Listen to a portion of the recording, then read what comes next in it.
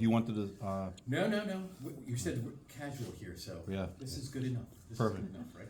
All right. Well, no, thank you for letting me come over and talk to you. I have not been over on this street since 2022. I was running for lieutenant governor, and I made a presentation just a couple of doors down in 22 for a community meeting, and it was a wonderful time. So you got me back over here, and I got fed, and I'm very happy with the Coke and the pizza. That works for me.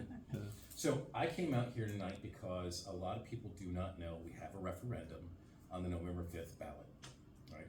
And we've got a lot of, we've got 5 this year already, constitutional amendments that have come forward. And the first 2 were passed, the second 2 were not approved, and now there's this one. And I will tell you, I worked for Governors Thompson and Walker, helped do major reforms for both of them. Got a chance to run for lieutenant governor. I care about this state. Nothing I have done is as important as this constitutional amendment. And the reason is because the things we thought we could take for granted, we can't take for granted anymore. Across this country, we have 19 different jurisdictions that have already authorized non-citizens to vote legally. A lot of us, we've been concerned about illegal voting. We're not talking about that tonight. We're talking about being able to authorize people to vote legally in this country. People say, well, how in the world can that happen, right? So you'll hear from folks, well, that's already illegal for non-citizens to vote in the United States. Only partially true.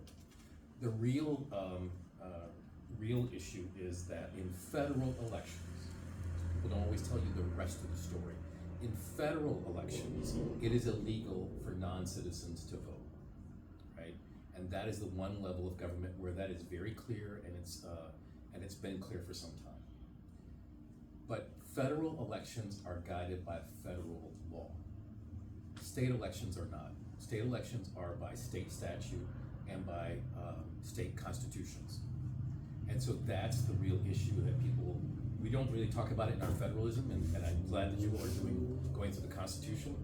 There's very fundamentally different levels of government and what those levels of government should and can do. And in this case, we're guided by our state constitution. Who can vote in the state is literally Section 1 of Article 3. See, I'm doing this for you here, man. I'm trying to make sure. I got you. Okay, beautiful. So in there somewhere, I know, but it really comes down to our state constitution, like many constitutions around the United States. It speaks to every citizen of the United States who is of age 18 or older and lives in the jurisdiction. That's what we call the qualified elector. Okay, but most states have very similar language to this. Okay, so right today, even with the same language essentially that we have in our Wisconsin state constitution, the states of Illinois, Vermont, Maryland, California, very similar language. They already have jurisdictions that are allowing non-citizens to vote. Why? Because their state constitutions did not prohibit non-citizens from being able to vote. Okay. Why is that? So the language says every citizen of the United States. What some courts have come back, and this is not the courts of old, right? This is the courts of new, where they interpret it to say, oh, well, that means 100% of the citizens have the right to vote, but it's silent on non-citizens, right? Doesn't say anything about non-citizens. So suddenly municipalities were allowed to go ahead and authorize non-citizens to vote. Why in the world would they do that? Some of the arguments that people have made is, hey, well, they pay taxes here, so how come they can't vote if they're paying taxes? Hey, they got kids in the school district, so how, that looks familiar. Okay, very good. Okay, so that's great. See, I actually know enough about the presentation I could do. Yeah. So bottom line is, I usually start out by talking to people about, that the freedoms that we have, we cherish. And you're gonna go through this as part of your class in the Constitution. You're gonna look at the kinds of freedoms. and responsibilities that come along with the Constitution, right? We have the same sets of rights and responsibilities in the Wisconsin state constitution, and we cherish all of our freedoms, but there really is no freedom that more fundamental than the right to vote. And in places like New York City, New York actually approved, now this is elected officials, elected by Americans, they approved for non-citizens to be able to vote. Why? They use that argument of, hey, people are paying taxes, people have kids in the school system. Now mind you, nobody's answering the question of why do you have kids in the school system if you aren't a citizen here, right? Why are you in fact paying taxes here if you were not a citizen here? All that aside, they went ahead and they voted to allow non-citizens, at a minimum, the conservative number is 800,000 non-citizens would have been allowed to vote in New York City elections because of this authorization, okay? There are other people who say it might be over 1 million people who would have been authorized.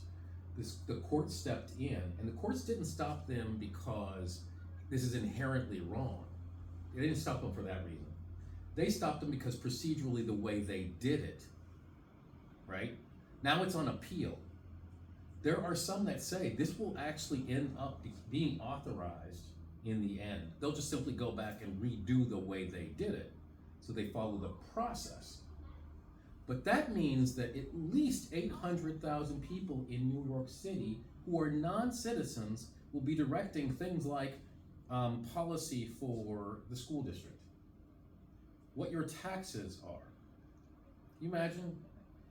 And because they're doing this locally, who your mayor is.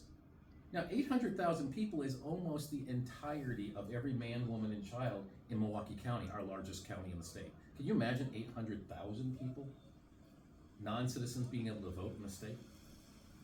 So with these things, and by the way, what are the safeguards? Once you put somebody on the roll to vote, are we keeping separate rolls now?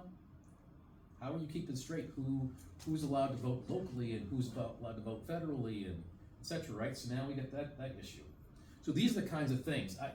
We're here at the American Legion, and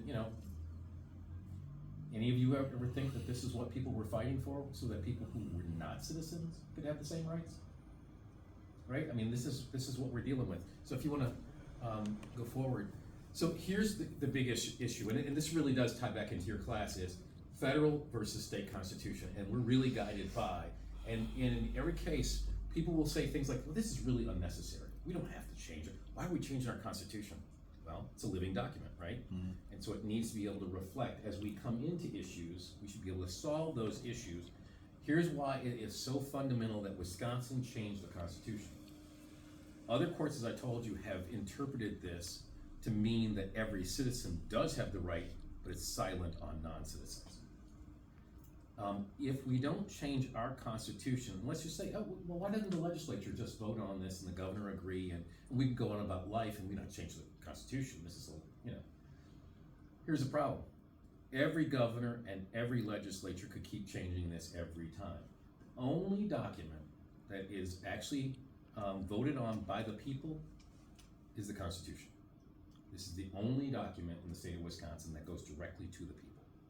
And so once we've spoken, that is the law, and even the courts can't overturn what we put into the Constitution. Now, you can interpret it, but you can't overturn it. So it's a referendum. So it's a referendum. It's not a constitutional amendment. It is this would be an amendment, and I'm going to show you. And this is a great segue, right? So I'm here for you. Thank you very much. So I just want to show you again. This is when you look. This is the issue of every versus only. Okay, and this is exactly what we're going to discuss on November 5th, right? And leading up to it. For those people who say, well, there must be something different about Illinois, Vermont, Maryland, and California, right? Which I didn't put up here. But every United States citizen, every person who is a citizen, every citizen, what was our say? Every United States citizen. We all got the same language. So if people are thinking to themselves like, hey, this can't happen in Wisconsin, it absolutely can happen, because this is the same language essentially across so many of the states. In fact, there's a reason why, because you had to package up your constitution to become a state. turn it into the Congress for them to review it, and so everybody had very similar templates in the process of doing that. So we can move on. So now this is the great important part. There's a referendum. What's a referendum? This is the people get a chance to speak. Your vote is your voice, right? So what happens when 800,000 other people come in and have a voice too? Your voice gets diluted, right? Gets diminished in the process. And so people are gonna see a question. First of all, you might not see the question. Let me tell you why. It's on the back side of the ballot. And some people think, hey, I went through everything, I'm done. Okay, this is sitting on the back side. And so we're gonna end up with some folks who might agree with this and not know that's on the back side. So that's why I wanna tell as many people so that hopefully you can tell yet more people about where this is, okay? Secondly, this is really confusing if you have not gone through a course like you're about to go through. And so it opens with section 1 of Article 3 of the state constitution. What is that? Well, it says, which deals with suffrage. Suffrage is not suffering, suffrage is the right to vote, right? It's the old language. And so for a lot of people, they would sort of stop right there and say, I'm done, I don't know what this is, right? If you keep going, what we're really talking about amending this section of the state constitution so that only a United States citizen age 18 or older can vote here. Why does that matter? So long as it says every and is silent about non-citizens, we're gonna have the same problem potentially. And our Supreme Court could interpret tomorrow. By the way, an analysis was done of state constitutions, and at least one scholar has identified that there is nothing in our state constitution today that would stop non-citizens from being authorized to vote. And all it would take is any municipality, so Milwaukee, a Green Bay, a La Crosse, a Kenosha, Racine, etc., could in fact authorize people to vote in local elections. Well, that's sort of how you start, right? And once you got on the roster for the local elections, well then presumably you can vote in the state elections, right? Well, if you got that far along, how much longer is it before you could actually vote in federal elections, right? So this is kind of the slippery slope that we're looking at, but changing that one word from every to only now makes it prohibitive, right? It's exclusive, right? So now it's exclusive only to citizens, and that one word change will allow us. And then they go on to talk about an election for national, state, local, or a statewide or local referendum. What they've basically done in finishing the statement out is they've named every type of election we have. Local referendum, what's a local referendum? A school board comes and asks for more money, right? Or a new building, etc., right? Those are the kinds of things. So they covered the waterfront in this. And that's how we would end up amending our constitution in the process. So we can actually even end right there if you've got any questions, but that's the language. I do. Huh? Okay, not to say that, I mean, I think the referendum covers it, but if it didn't pass, would they, okay, would it be possible that once you've established that they are citizens for state level, then you could say, then they're gonna make the argument, well, it's on the state level, why not the federal level? I think that's exactly the kind of argument that you could see happen. So another reason, here's the problem in this country. Once you have a right, once you've been granted a right, whether it was right or wrong that you were granted it, once you've been granted a right, it's very difficult in this country, it's against our nature to take a right away. So the minute that you've actually authorized folks to do this, can you imagine the referendum we're gonna have, and now you're gonna have people on talking about the fact that I'm losing a right, I'm losing the right to decide who is representing me at the school board. These are all great arguments. What we want people to understand is every person who's voting in the United States, even if they're voting illegally, is a citizen of some country. All we're suggesting is vote in the country in which you were a citizen and or become a citizen here. Very simple. But people, these are precious rights that we have gained through birth or through fighting for them. I'll say for African Americans, we fought for a century from the 1860s when we were granted citizenship and the full right to vote.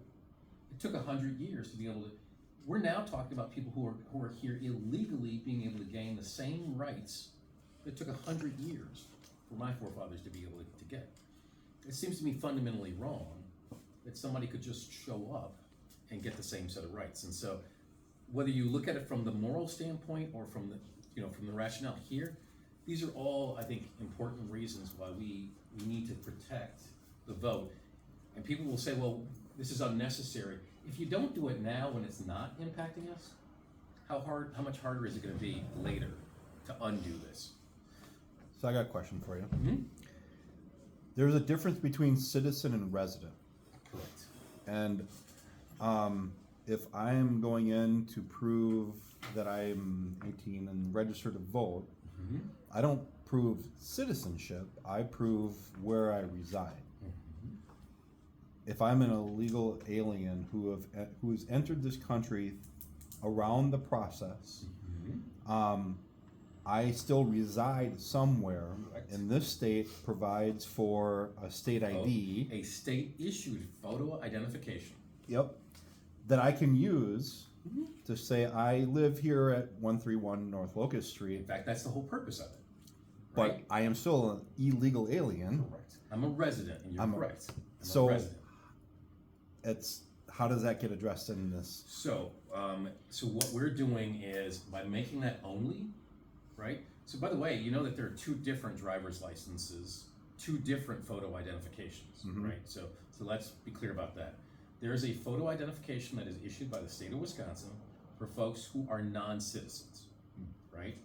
The non-citizen can get a photo identification, and the date on the photo ID is different than the dates that would be on a citizen's photo ID.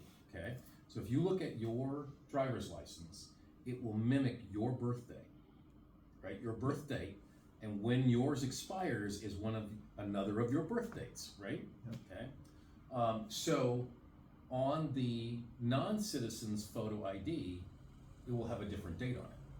So it would have on it the date that you were born, and then the expiration date will be different than what your birth date is, right? And so that's one of the things. Now, by the way, under the state guidance, you're not allowed to go down that part because they come and they've shown you photo identification, state issued photo identification. It has checked off in terms of where their residency is. You've seen the photo, it's the same person. You see a name, right? The state guidance is you're not allowed to go past those data elements, right? Mm-hmm. So that's where the rub is in this. And again, some of this has to be resolved by virtue of having a new administration, new legislature to get together and solve some of that, because we've got tens of thousands of people who have received a state-issued photo identification with driver's privileges that is not the same as what we are using, right? So all of what is looking to be done here would impact future elections and not this November. Correct, because this is literally on the same ballot. So whatever happens is, this one is on the November 5th ballot. But let me get back to a part of what you started down the road of. What happens if this doesn't get approved, right? Yeah. Okay. So there are other states, as I told you, 4 other states, a 5th one in New York, if in fact this all gets resolved and they're allowed to do this, right? By the way, I didn't mention Washington, D.C., our nation's capital, is one of the places where you can vote as a non-citizen. I mean, it's fascinating to me that you could actually, in our nation's capital, you can actually vote there. And Congress, per the Constitution, has the right to overview anything, and they can overturn anything that the local council does in DC.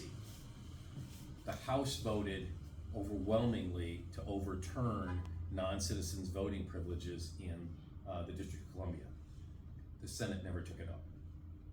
And so you can make your own judgments about the decision-making that people have displayed, but they did not choose to step up. And as a result, today, non-citizens are still able to vote in local elections in Washington, D.C. This is becoming, as this takes off and as more places do this, it's going to be harder. to hold this back. So when you ask about what the implication is, by doing this now before any municipality has actually attempted this in the state of Wisconsin, we closed the door on some of these issues. It's gonna be much messier, and we'll be in court longer if we actually don't approve this now and end up having to litigate this later on. So if it passes, Mm-hmm. I'm a non-citizen. I get my ID that they gave me. Mhm. I go up to the firehouse and vote. Yep. Who's gonna stop me from voting? The Now- people that are there, cause you have to show your Yeah. license. Yeah. Or they say, no, you're a non-citizen, you can't vote here. Let me tell you, are you asking me in theory or are you asking me in reality? In theory, you shouldn't come at all, right? In Yeah. theory, you're just happy that you got a driver's license. And this is the argument that many people say. It's very rare. People aren't doing this. Why are we going through these changes? There are non-citizens voting. Okay, maybe not. But the Constitution should tell us who's eligible and who's not eligible.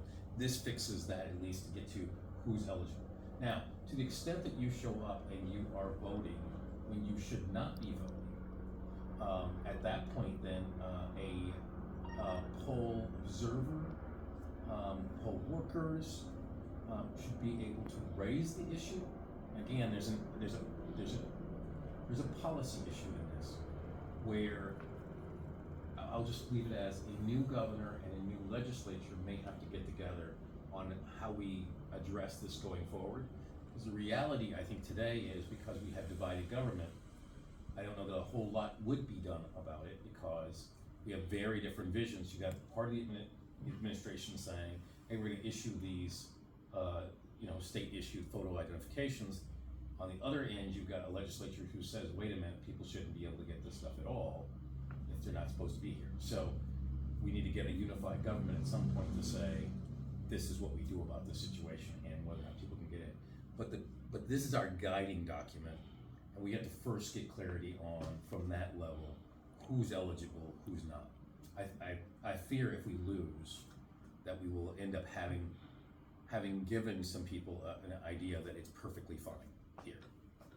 And I think that's where we would end up. And driving this further nationally over the last almost 4 years, with the numbers of illegal aliens crossing northern and southern borders in the tune of 15 to 20 plus million people, can impact permanently the fundamental structure of our country and our state. Absolutely. But also keep in mind, we have plenty of people who are here on green cards. So when they're legally here, As residents. there are people who are legally here as refugees. Yep. Right? There are a whole series of there's not just the people who came here illegally. We have plenty of people and have had for hundreds of years people who come here legally, right? And they have a status, but we still don't say those people can actually vote here. Now, there are parts of the country where they're letting people who have a green card or have other statuses be able to vote locally, okay? And some people have said, okay, great, if you wanna decide who the school board is, or you want, still an issue, right? Because once you get on a voter's roll, now we got the complications of which kind of voter are you? And we haven't had to have that kind of conversation about what kind of voter are you. By the way, if we don't approve this, then we might have to have that kind of conversation in Wisconsin. What kind of voter are you? What level can you vote at, right? So these are the kinds of things that we would just like to be able to avoid. And the best way to avoid it is just to approve this overwhelmingly, and then we don't have this problem, right? And then we can get back to what do we do about it? Yeah, If people enforce actually it. violate Yeah. this, right? But the enforcement's usually in the state statutes. Our guiding principles are usually in the Constitution. So we'll get this one done, we can get the next one Yeah. done.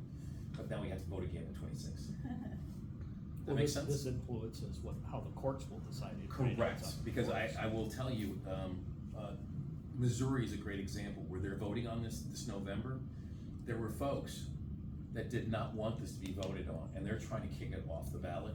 They went to the courts, and the court said, no, there's not a reason to throw it off. This says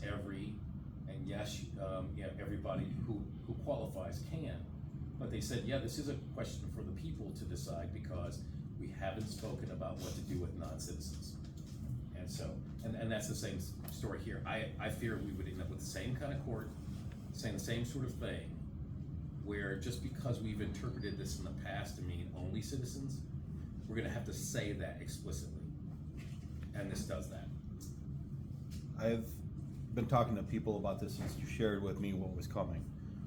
One of the questions is, why now? Why not this past April? Why not last year? Why are we waiting to rectify this now? And now, I will tell you that people who are maybe on a different end of the spectrum than we are, maybe over the other way, they'll say, why are you doing this at all? Because nothing's happening, right? Why are you doing this? I think what I've heard from Senator Julian Bradley, who was the sponsor in the Senate, his argument is we're doing this now because it's become a national issue. It's happening in other places. We don't want to see it happen in Wisconsin, and the time to do it is before it happens. And so we're getting this knocked out right now. Now we got to do the rest of our jobs right. We got to show up. We got to make sure everybody else who agrees with us shows up, and they got to make sure that they're looking at the back of the ballot and voting yes, that we do want to change it from every to only. So that's the why now. Let's get it done before it becomes a problem. And I would just add that, you know, we're an apolitical organization, so we can't get involved in politics. Yep. But I can say things like, I can let the folks know things like that it's on the back of the ballot. Right. And just to look and then vote your conscience. I won't, you know, I can't say, hey, I can't go into any of the specifics. Yes. And I think what you're speaking to is the partisanship versus, now the politics of it, small p politics of it, everybody should care about in the state of Wisconsin because it's gonna affect us all. The partisanship, which I've left out, Yeah. we haven't talked about party. There is a partisan divide on this issue, right, that people will make their decision about. I think most Americans, most Wisconsinites can agree that the rights of citizens should remain as rights of citizens and not be opened up to Right. other parties, right? But I'm just saying, even when you're in an apolitical situation, whether it be at work or a nonprofit like we are, you know, I can say things that I have in the past, like, we've seen, I've told people, hey, they're having early voting at the city hall. Yeah. But I don't say, you know, Vote for this person, vote for this or person. vote against that other person. I don't even make innuendos. And I'm with He you. wants to though. Okay. You can always do it He after the can't. meeting. But he can't. And by the way, know that if the group ever wants me to come back and talk about this to that group, I'm happy to do that as well. Yeah. So people can ask questions. If we did anything like that, it would have to be like in the most apolitical format humanly possible, Yep. because we have both sides. Well, great, and you should have both sides, because that's America, Yeah. right? What's important, though, is both sides that you're talking about are people who, in this case, fought for the country, Correct. fought to defend the country. Correct. And the question is this what you defended? Is this Right. what you were thinking you were protecting? Is giving these rights to people who are not citizens, is that the public policy that folks who fought for this nation think should be the case?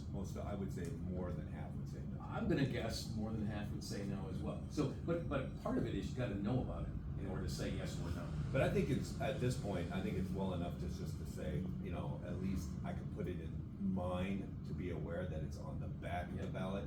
And and by the way, was that done on purpose? Put it on the back? Referendum go on the back of the ballot. They always do? We're gonna go with that. Okay. I have not seen any referendum on the front of the ballot Okay. over the last. And I can't say, cause I don't know about whether local referenda are also on the back as well, Yep. don't know. Yep. But Is it the only I do one know on? that this has Yes. been, at least this year, this is the 5th one this year. Yeah. They've all been on the back, Yep. you know, so yeah. Alright, So that makes sense? thank So, you.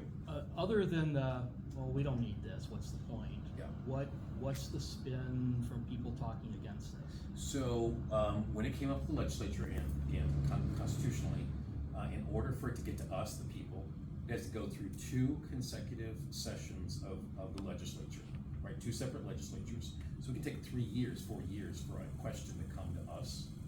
So they put it up earlier, and there was an overwhelming vote in favor of putting this out to the people from one party, not another. This is what the part you can't talk about there, right? Yeah. Same thing happened the second time that it came up. One of the issues that the opponents brought up on the floor of the legislature is, what is the harm in letting people who have kids or paying taxes have some say about who's representing them? But the whole point is, you really shouldn't have representation if you don't have a long-term stake in the country. There's a way to become, it's not as if you can never become a citizen. There's a process for doing so. So if you truly want to have a stake, there's a process to follow, to do that. But that's the argument that some people have said is, well, why can't these people? That's the reason why it's coming up again, yeah. And there haven't been great, usually it's unnecessary. Other argument they'll make is it's already illegal, but they don't tell you that's really only illegal for the federal. Or it's just racist. You're really trying to go after a group of people, and that's why this is happening. Never mind the fact that, again, we all agreed that these are the rights of citizenship. So I'll stop talking because I know you got a ton more stuff to do. Yeah.